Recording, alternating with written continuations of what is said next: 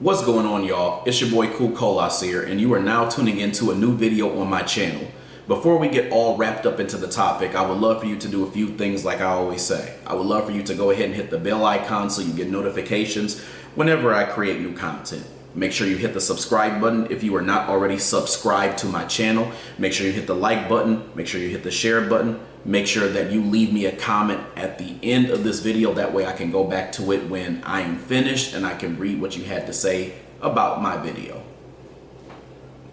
I want to give a little bit of context before I talk about this topic. That way there's no confusion. I do not want people to come to me and say, you should have been talking about just formal college, we're not talking about trade school beneficial. I don't want to hear that shit. I'm talking about the context of formal college when I'm going to say what I'm going to say here. I want to talk today about why formal college is a scam and why it's especially a scam for black people. Black people, specifically foundational black Americans, need a guaranteed win. We need income, a guaranteed income based off of everything that our ancestors have been through. And college has always been projected to be the way that we're able to get our win, the way that we're able to succeed in society. And it has done nothing but really set us as black people back. And set us back in a way that I think a lot of people aren't really talking about. A lot of the civil rights generation that I always call the old Negroes, a lot of them pushed for black students to go to college, and they love to give the facade that the reason why, it's two reasons why they typically pushed it, is because one, their mama, their grandma, their auntie, their cousin, their whoever, some kinfolk, they didn't get the chance to go to college, so now you have the honor to be able to do it. That's one reason why it's always pushed. The second reason why it's pushed, and this is the one that nobody is going to talk about, like people I think are actually afraid, like legitimately afraid to really say this. They did not have a plan for you. When your parents, and I'm going to say this one more time, when your parents, the civil rights generation, the old niggas, yes, I'm talking to you millennials, sent you to college, they did not have a plan for you. What they really wanted you to do was to go to college, get there, figure it all out, and hopefully it would be the win that you would take from arbitrarily experimenting with things, and you could come back to the family and you could take care of the rest of the family from the win that you got.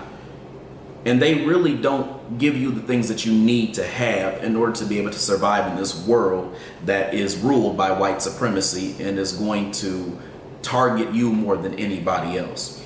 You aren't given resources that allow you to know how to run a business. You're not given a business. You're not given tangible benefits. There's inheritances that are not passed down to you. You're not even taught about these things and how to make these things and how they're very important. It's emphasized that you need to go to college because of all these nonsensical reasons. And then the problem at the end of the day is the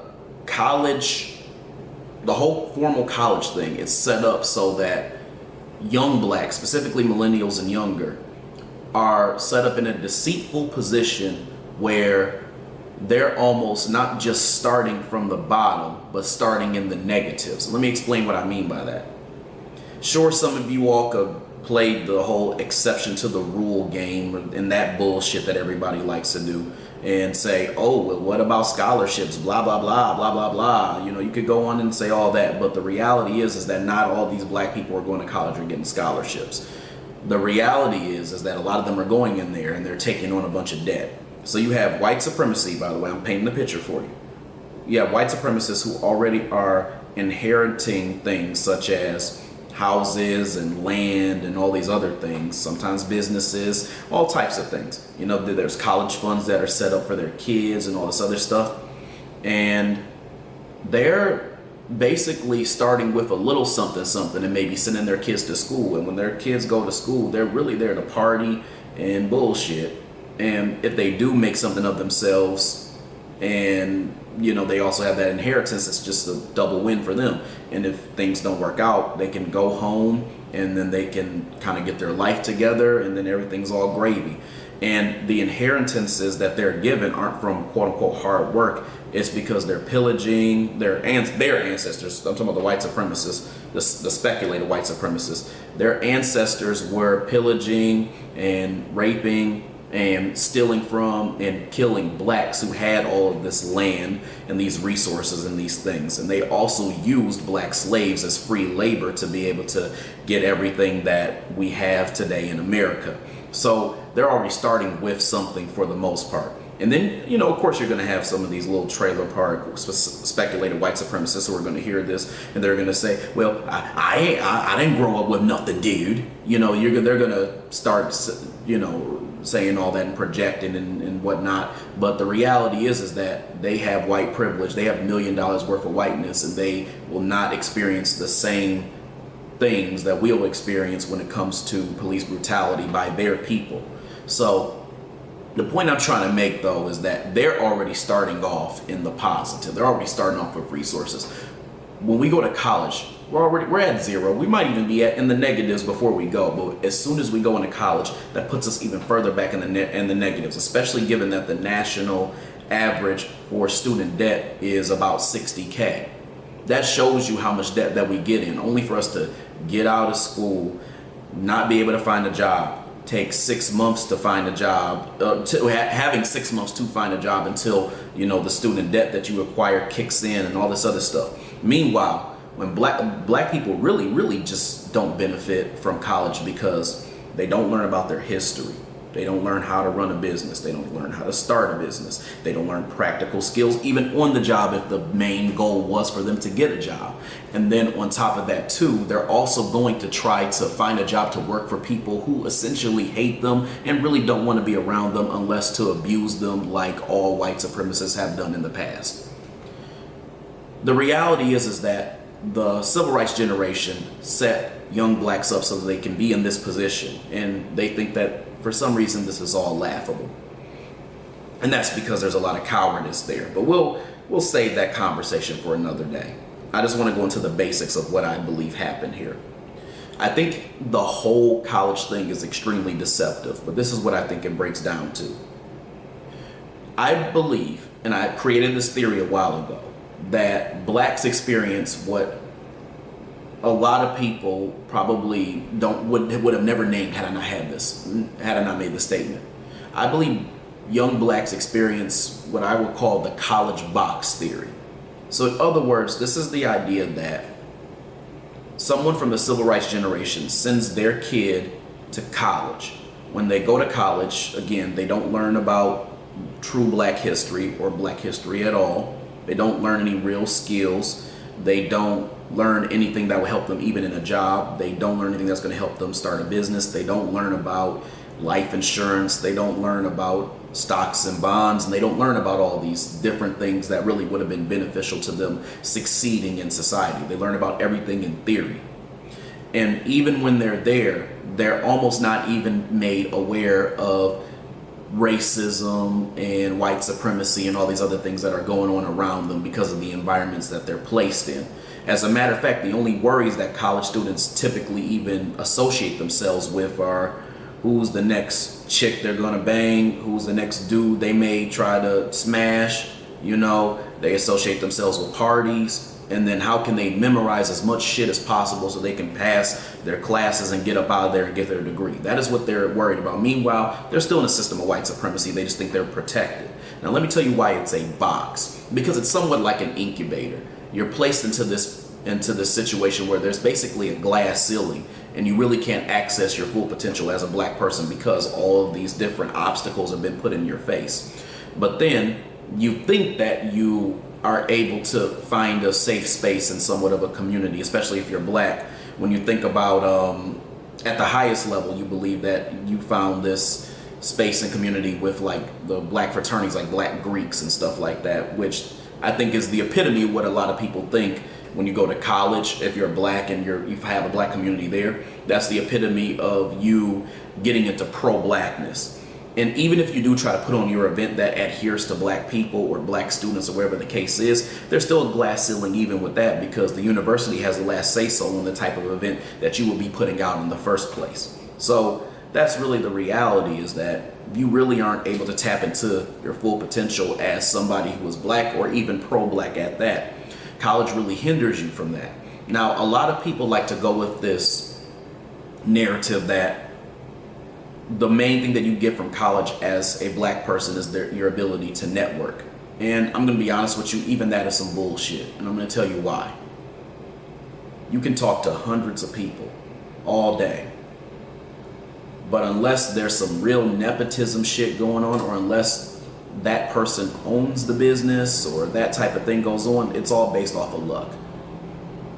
If they don't own that business, if this isn't a nepotism situation, if this isn't a situation where somebody can get you directly into a job, then it's kind of fruitless. And you're pretty much talking to as many people as you possibly can in order to get a job to work in a company with people who basically don't like you, so you can get your money, so you can do the thing that you want to do, instead of literally just cutting out the middle part, which is going to stupid ass college and just literally creating a business for yourself. You could cut that middleman right out and save all of your money, save that 60K in debt, more or less, and then create something for yourself. But you're not able to do that because you've already been positioned in that mindset that the only future that you have is to find what job or what white company you want to work for, and how you can be the most successful possible person that you can be in it.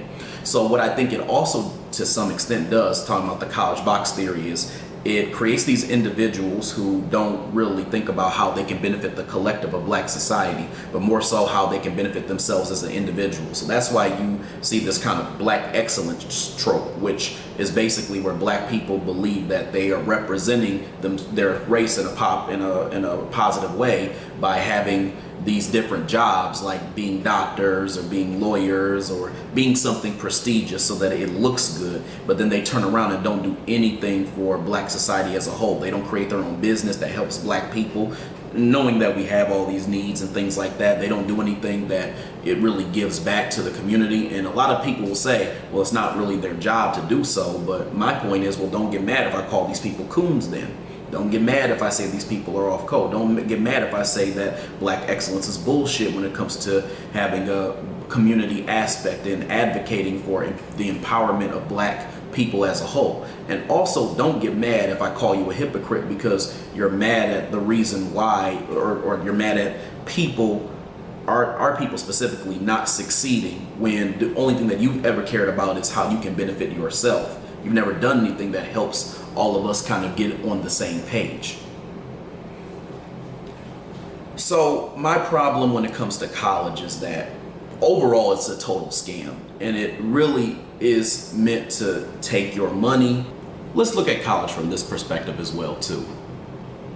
The reason why I say that there's no substance and there's nothing when it comes to college that is tangibly beneficial to black people is because it's really a bad business product at the end of the day. Let's say that you buy a refrigerator, right? And your refrigerator, as most people know, is supposed to cool all of your food and keep it stored so that it's fresh and so that it doesn't go bad. And then it also includes a freezer on top, or included with the refrigerator itself. Let's say you buy that from a Best Buy or wherever you would buy your refrigerator at, or like a Home Depot or that type of place, like a place where you usually would get a food refrigerator. And let's say you take it home and it does not cool your food, it does not freeze your food, but it stores it. Would you be happy with that product? Most likely you probably wouldn't, and you would want to take it back. Well, let's also say that when you go to take this refrigerator back because it doesn't work, they say, oh, no, it's a no refund type of thing, and you do have to pay it all in full, all at once, or you can pay it over time, but it's going to collect interest if you have to pay it over time. That's basically what college did to you. They gave you a degree with no substance and really nothing to show for. You paid a bunch of money for it, and you ended up in a bunch of debt, and you really didn't get a full product. You can't take it back. You can't even charge the shit in bankruptcy. So it's just a big scam. It's a huge scam, and that's why I don't really rock with it. College has personally ruined my life, and I'll explain how it has in another video, but I wanted to tell you all about why I feel that this is an issue when it comes to black people specifically. But the reality is that we need to find ways where we're creating things for future generations coming up where they're not going to have to deal with these types of things. They are able to create their own thing. They're able to take advantage of actual assets. They're able to build wealth. And not just because they arbitrarily had to find it on their own or figure it out on their own, but because they had a community who they trusted, who was able to educate them properly so that they had the skills that they needed in order to be able to succeed in these different endeavors. Anyway, y'all, I'm going to stop there. I think I am going to do a part 2 at some point, but I wanted to just tell you all about my initial thoughts on why college is a scam and why it's mostly a scam, or more of a scam for black people than anybody else. Hope you all enjoyed this video. I have a lot more other videos to come throughout the week, so continue to listen to me and tune in.